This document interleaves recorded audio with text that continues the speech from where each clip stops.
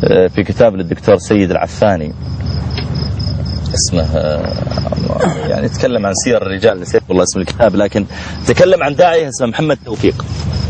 يبدو أن أكثرنا لا يعرفه، أنا أول مرة أسمع به لما قرأت الكتاب. يقول هذا ذهب في بعثة من مصر إلى باريس لأجل أن يأخذ دورة. يقول فأثناء وجوده هناك بدأ يعني يسأل الناس ما يعرفون شيء عن الإسلام، عام 1920 أو 1930 تقريبا. فتحمس الرجل أنه يبين شيء عن الإسلام، وجاء ودخل كان فيه قسيس عامل محاضرة عن الإسلام وكذا، وذم الإسلام وبعض النقائص اللي قاعد يتصيدها. وجاء صاحبنا يقول جلست لكني ما أستطيع أن أتكلم لغتهم كلام قوي، ورجعت إلى البيت وجمعت القواميس وبدأت أجمع يمين يسار لحد ما طلعت لي مقال.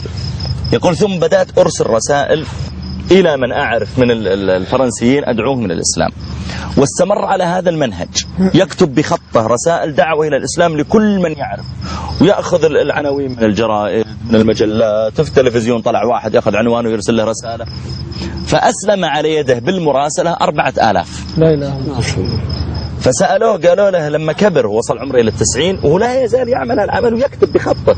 يعني عام 1920 و1950 و1979 ما كان عنده مسكين قدرات كمبيوتر وقص لزق ونسخ وامش. قالوا له كم عدد الرسائل اللي كتبتها بيدك دعوة؟ قال تزيد على 100,000 رسالة. 100,000 رسالة كاتبها بخطه، رجل يحترق الدين.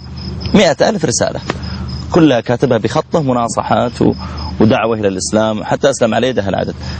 مرة في